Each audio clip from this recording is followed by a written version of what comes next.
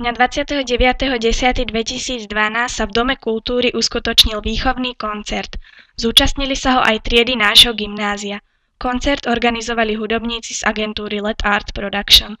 Rozhovor nám poskytol aj pán Roman Nadáni.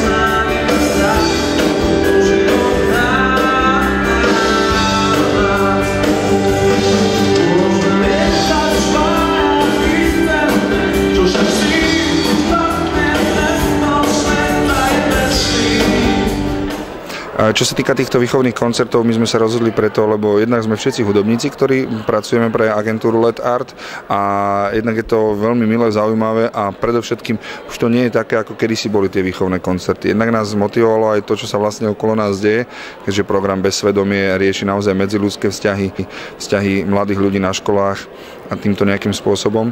Takže to sú také veci, ktoré nás trápia. Nech to mladí ľudia nemusia zažívať a nech to majú príjemné, veselé a skrátka perfektný život.